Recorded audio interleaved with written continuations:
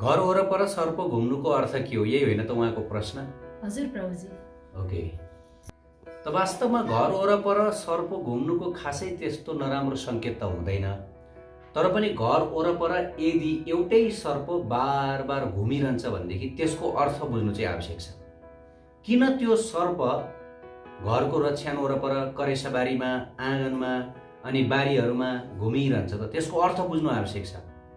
र वास्तवमा गाउँघरतिर, सहर बजारतिर त यस्ता घटनाहरू हुन्छन् कि हुँदैनन्, तर गाउँघरतिर भने यस्ता घटनाहरू प्रचुर मात्रामा हुन्छन्। मेरो आफ्नै गाउँमा पनि यस्तो किसिमको एउटा घटना घटेको थियो। त्यो घटना के थियो भन्दाखेरि एउटा कालो सर्प, मोटो बडेमाको, त्यो सर्प हाम्रो जुन गाउँ थियो त्यो गाउँमा सधैँ घुमिरहने, प्रत्येक घर आँगनमा गएर आनन्दले सुतेर बस्ने, टोक्न चाहिँ फेरि कसैलाई पनि नटोक्ने। फेरि त्यो सर्पले कसैलाई पनि टोकेन। तर त्यो सर्प जति पनि हाम्रो जुन परिवार थियो, पारिवारिक सदस्य जस्तै ठुलो बुवा, सानो बुवा, माइलो बुवा अनि हाम्रो जति पनि आफन्तहरू छ, त्यो आफन्तहरूको चाहिँ बारी बारीमा गएर बस्ने, घुमिरहने, होइन, खेतबारीमै घुमिरहने, आँगनतिर घुमिरहने, पिँढीमा आएर आनन्दले बस्ने, होइन, तर टोक्न चाहिँ फेरि कसैलाई पनि नटोक्ने। अनि हाम्रा आफन्तहरूले चाहिँ त्यो सर्प यही घरको कोही मानिस मरेर जन्मिएको हुनुपर्दछ भनेर पनि कसैले यस्तो किसिमको विचार दिनुभयो। त एक्चुअली के हुन्छ भन्दाखेरि अरू ठाउँमा पनि यस्ता धेरै घटनाहरू घटेका छन्। वास्तवमा सही हो, होइन, टोक्दैनन् ती सर्पहरूले, तर ती सर्प घुमिरहन्छन् आँगनमा, घुमिरहन्छन् बारीमा, कान्लाहरूमा, होइन। त किन त यस्तो सर्पले किन यस्तो किसिमको साइकोलोजी देखाउँदछ? ज्योतिष शास्त्रमा के बताइएको छ भन्दाखेरि सर्प भनेको दुश्मनको प्रतीक हो। यदि कसैले सपनामा सर्पले टोकेको, ठुङ्गेको देख्दछ भनेदेखि अब उसलाई कुनै किसिमको सङ्कट आउँदैछ उसको दुश्मनको पक्षबाट भनेर बुझ्नु भनेर ज्योतिषहरू बताउने गर्नुहुन्छ। मेरो विभाग ज्योतिष होइन, तर पनि मैले पाएको जानकारी, होइन।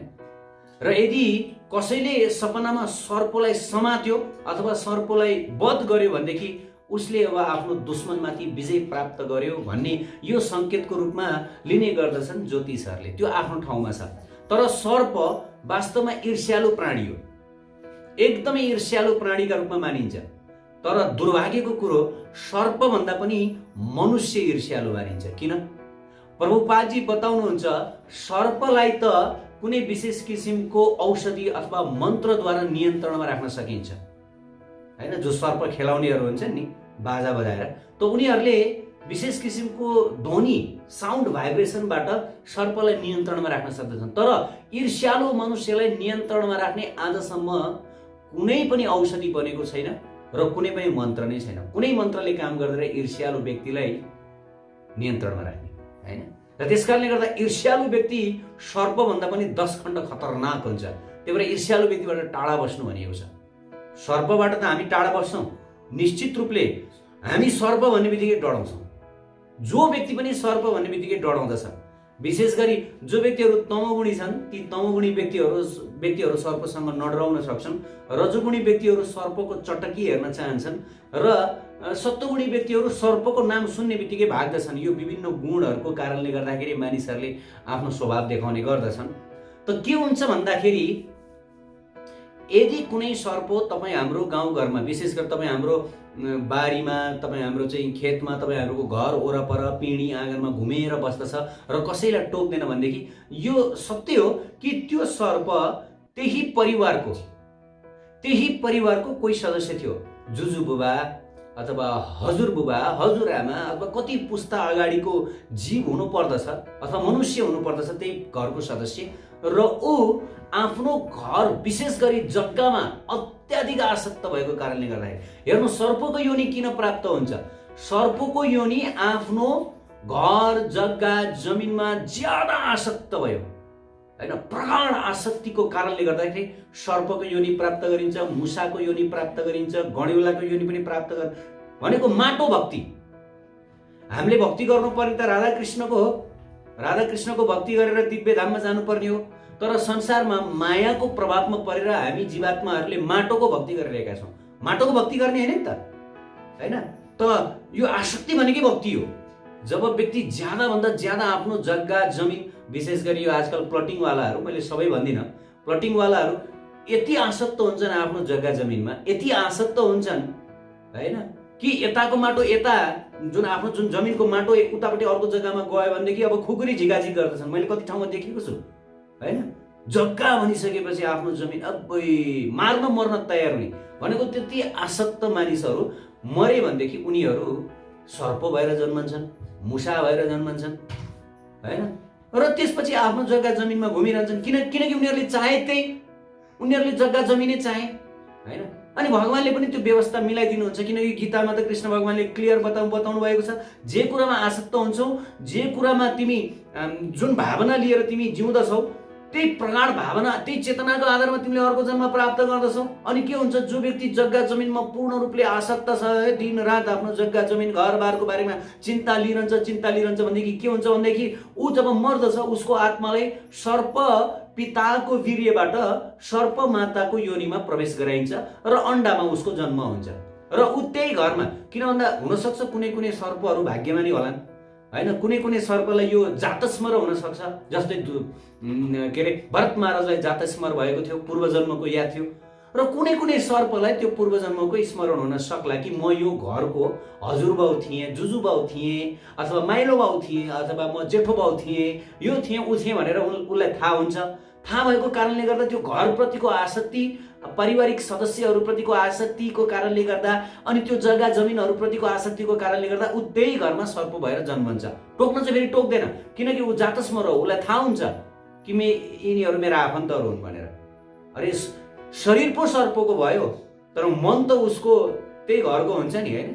तर उसका आफन्तहरूले चाहिँ उमाथि दया गर्दैनन्। हेर्नु संसारको माया यस्तो खतरनाक छ, जतिसुकै तपाईँ हामीले चाटौँ, जतिसुकै तपाईँ हामी आलिङ्गन गरौँ आफ्ना आफन्तहरूलाई, जब मरेर उनीहरू सर्प भएर जन्मन्छन् कसैले माया गर्नेवाला छैनन्, बरु आएर मार्ने छन्।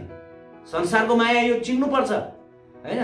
त यही प्रसङ्गमा एउटा घटना घटेको छ शास्त्रमा हैन। एकचोटि नारद मुनिले भगवान श्रीकृष्णलाई उहाँको दिव्य धाममा सोध्नुभयो, हे प्रभु हजुर त समर्थशाली हुनुहुन्छ, शक्तिशाली हुनुहुन्छ हैन, हजुरलाई के कुरा असम्भव छैन। यी सारा जगतका जीवहरू चाहिँ भौतिक संसारमा भड्किएर बसिरहेका छन्, तडपिएर बसिरहेका छन्, यिनीहरूलाई उद्धार गरिदिनुहोस् न, किनभने हजुर त सक्नुहुन्छ, हजुरको इच्छामा सब कुरो चलायमान छ, पात पनि हजुरको इच्छा बिना चल्दैन भनिन्छ हैन। हजुरले आफ्नो शक्तिको प्रयोग गरेर यी सारा जीवहरूलाई उद्धार गरेर आफ्नो धाममा फर्काउनुहोस् न प्रभु भनेर नारद मुनिले यस प्रकार निवेदन गर्नुभयो भगवान श्रीकृष्णलाई। त प्रभुले भन्नुभयो कि नारद म निश्चित रूपले यी जीवहरूलाई उद्धार गरेर मेरो धाममा ल्याउन चाहन्छु, तर के हुन्छ भन्दाखेरि यी जीवहरू नै आउन चाहँदैनन् त म के गरौँ? मैले मात्र ल्याउन चाहेर त भएन, जब यी जीवहरू नै मेरो धाममा आउन चाहँदैनन् भने मैले के गरौँ हैन। अनि नारद मुनिले सोध्नुभयो, हो र प्रभु कहीँ त्यस्तो हुन्छ र? हजुर त अन्तर्यामी परमात्माका रूपमा हुनुहुन्छ, हजुरले यस्तो जादु गरिदिनु पर्यो जीवहरूलाई ल्याउनको लागि। त भगवानले भन्नुभयो, नारद मुनि तिमी एकदमै बाठा छौ, बुद्धिमान छौ, ल म तिमीलाई एउटा काम गराउँछु। कस्तो सेवा प्रभु भनेर भन्दा भगवानले भन्नुभयो, जाऊ तिमी गएर धरतीमा पहिलो जोसँग भेट हुन्छ तिम्रो त्यो व्यक्तिलाई तिमी भन, जाऊ वैकुण्ठ जाऊ भन, जाऊ। नारद मुनि पनि भइहाल्छ नि प्रभु, म हजुरको सेवामा म तत्पर छु, म ल्याउँछु, म हजुरको धाममा जसरी पनि ल्याउँछु भनेर नारद मुनि जानुभयो र धरतीमा आउनुभयो। धरतीमा आएर उहाँले भेट गर्नुभयो कैलाश नाम गरेको एक युवकसँग।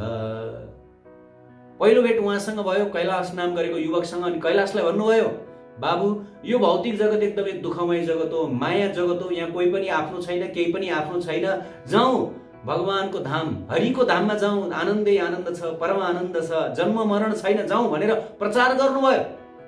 त ती कैलाश नाम गरेका युवकले भने, ओहो नारद मुनि ज्ञान त एकदमै महान ज्ञान, एकदमै ठुलो ज्ञान दिनुभयो, तर हेर्नुहोस् न मेरो बिहे भएको छैन, पहिला बिहे गरौँ, बिहे गरेको यसो अनुभव लिउँ अनि त्यसपछि तपाईँ आउनुहोस् न मलाई लिनलाई, त्यसपछि म जान्छु, ल बिहे भइसकेपछि म जान्छु। नारद मुनिले ल हुन्छ त त्यसो भए जब तिम्रो बिहे हुन्छ म आउँछु तिमीलाई लिनलाई, जानुपर्छ है, ल पक्का जान्छु हैन।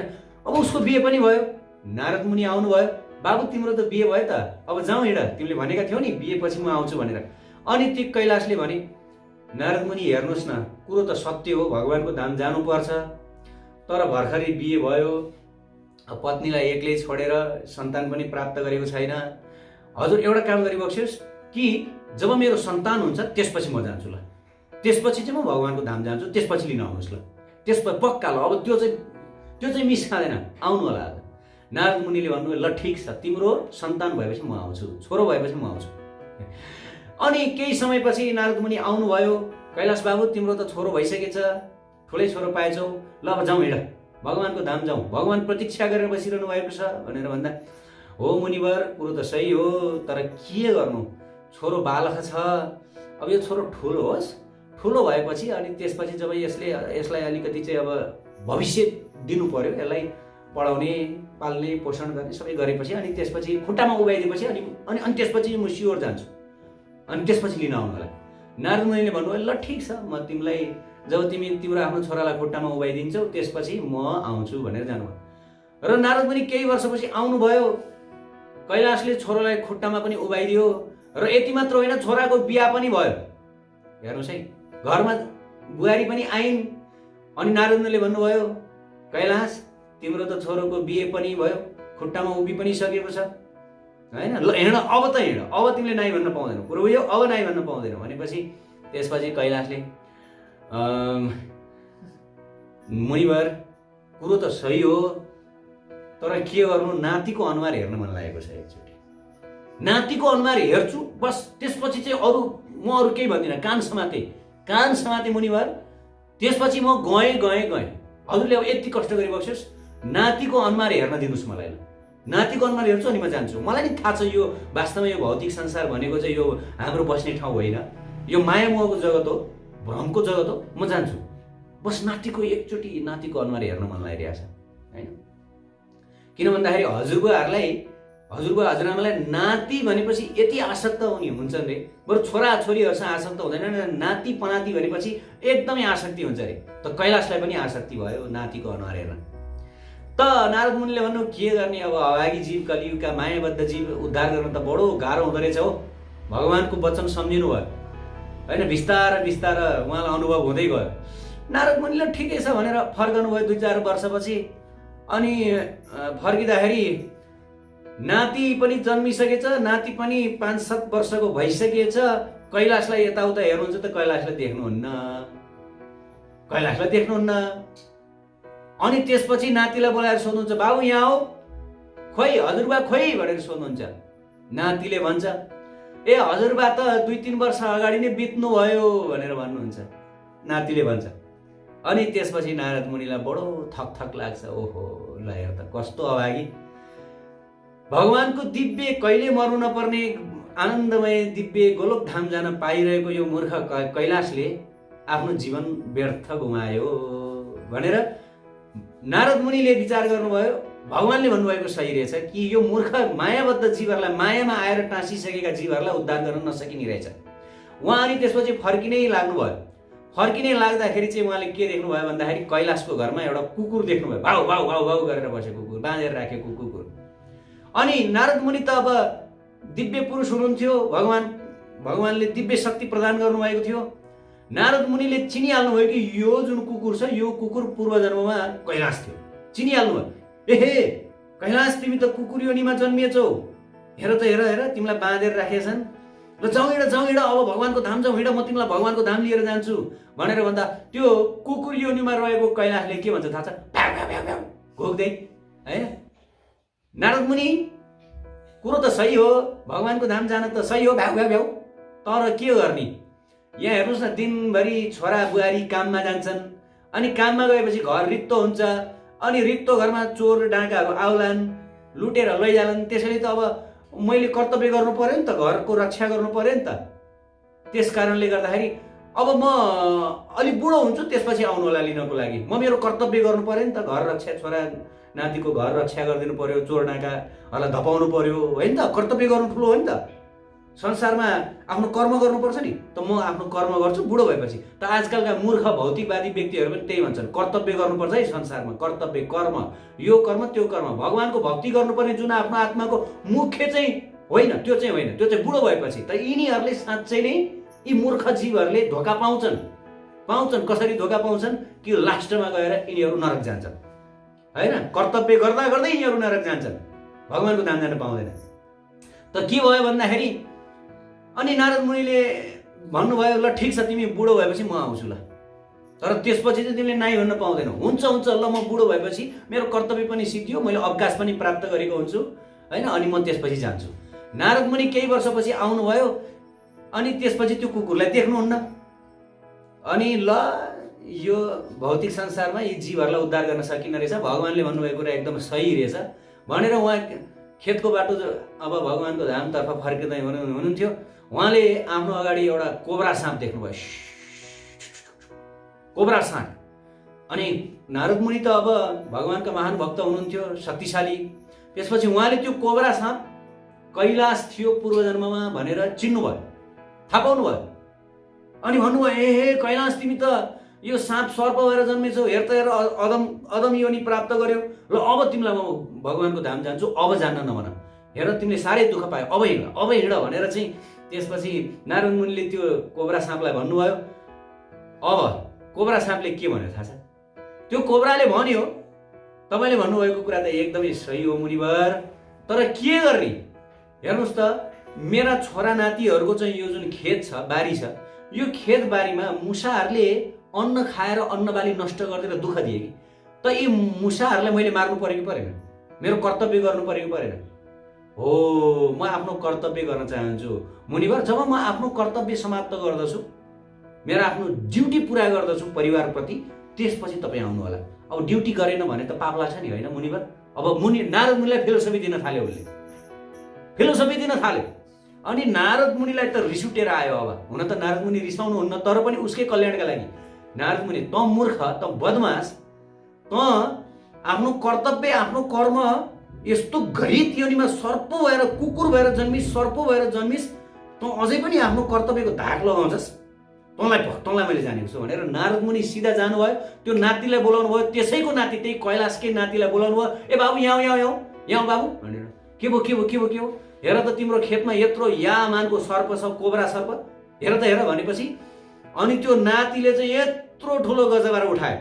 फलामको त्यो जुन हुन्छ त्यो डन्डी हुन्छ गाउँघरतिर, त्यसलाई के पनि भन्छन्, खन्ती पनि भन्छन्, खन्ती गाउँघरतिर। त्यो खन्ती ल्यायो र त्यो खन्ती ल्याएर त्यो कैलाशलाई, त्यो सर्प योनिमा रहेको आफ्नो हजुरबाउलाई, अब हजुरबाउ भने कि जुजुबाउ भने होइन, त्यसलाई कुट्यो, मर्नी गरी कुट्यो त्यसलाई होइन। ए नाति मलाई नकुट्ट भनिरहेछ उसले, ए नाति मलाई नकुट्ट भनिरहेछ, तर उसले के बुझ्या छैन होइन। अनि त्यसपछि नारद मुनिले हेरिरहनु भएको छ। अनि कैलाशलाई भन्नुभयो, अनि बाबु कैलाश, नातिको गोलाइ मिठो छ, रमाइलो लागिरहेछ भनेर भन्दा, होइन मुनिवर, मैले थाहा पाएँ यो संसारको माया मोह त बहुत खतरनाक रहेछ, मेरो कोही रहेनछ यो संसारमा, मेरो कोही छैन, बस अब मलाई बचाउनुहोस्, अब म भगवान्को धाम जान्छु, मलाई कृष्णको दर्शन गराउनुहोस् भनेर। अनि त्यसपछि त्यो सर्पले अन्तिममा उसले नारद मुनिको शरणागति लियो र भगवान्को धाम गयो। ल हेर्नुहोस्, यति गाह्रो छ यो भौतिक संसारमा आएका जीवहरूलाई भगवान कृष्णको धाममा फर्काउनको लागि, सम्भवै छैन भन्दा पनि हुन्छ। विशेष कृपा अनुकम्पा नभएसम्म कोही पनि कृष्णको धाम जान सक्दैन। विशेष भक्तको कृपा चाहिन्छ, शुद्ध भक्तको कृपा है। त यो कथाबाट हामीले के बुझ्न सक्दछौँ भन्दाखेरि, यदि तपाईँ हाम्रो करेसाबारी घर खेत आँगनमा कुनै सर्प घुमिरहन्छ भनेदेखि त्यो सर्प यही कैलाश जस्तै हुन सक्छ होइन। आफ्नो जग्गा जमिन घर परिवारमा ज्यादा आसक्ति भएको कारणले गर्दाखेरि त्यही घर परिवार, किनकि अब त्यो आसक्ति भएको कारणले गर्दाखेरि गीतामा भगवान्ले के भन्नुभयो, अन्तकाले चाहिँ मामेव स्मरण मुक्त्वा कलेवरम, अन्तिम कालमा मलाई सम्झेर मर्ने पो मेरो धाममा आउँछ। संसारलाई सम्झेर मर्ने त संसारमा जे कुरा सम्झेछ त्यही कुरा प्राप्त गर्दछ उसले। यम वापी स्मरण भावम त्यजत्यन्ते कलेवरम तम तमै वैति कौन्ते सदा तद् भाव भावित, सदा जुन भावमा भावित हुन्छ जो व्यक्ति, त्यो व्यक्तिले मरिसकेपछि त्यही कलेवर प्राप्त गर्दछ। भनेको कलेवर भनेको यो शरीरलाई छोडेर उसले आफ्नो भाव अनुसारको शरीर प्राप्त गर्दछ, स्थान प्राप्त गर्दछ। एकदम क्लियर छ।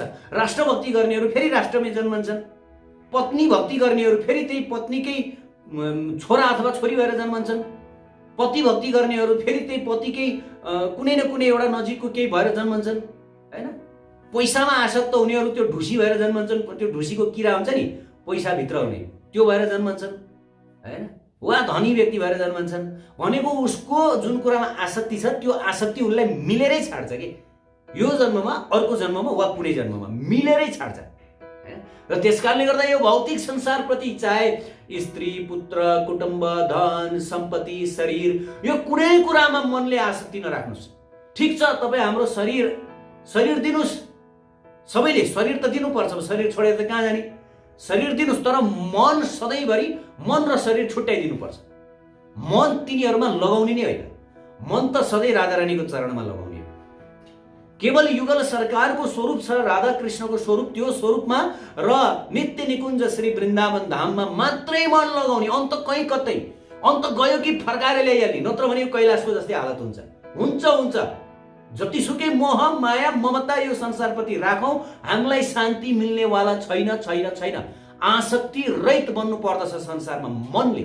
शरीरले काम गरौं, तर मनले कोही कसैप्रति पनि आसक्त हुनुहुन्न हैन। जब हाम्रो मृत्यु नजिक आउँदछ, के चाहन्छौ भन्दाखेरि मलाई केही चाहिँदैन, मलाई राधा रानीको चरण मात्र चाहिन्छ, अरू केही चाहिँदैन मलाई। बस यो इच्छा हुनुपर्दछ हाम्रो हैन। मृत्यु नजिक आउँदाखेरि के चाहियो भन्दा मलाई ब्याङ्क ब्यालेन्स चाहियो, मलाई मेरो घर जग्गा जमिन चाहियो, मलाई यो चाहियो त्यो चाहियो भन्यो भने पाइयो त्यही। तर त्यो सर्पले जतिसुकै रक्षा गरोस् न जग्गा जमिनको, त्यो सर्प नै हो आखिर हैन।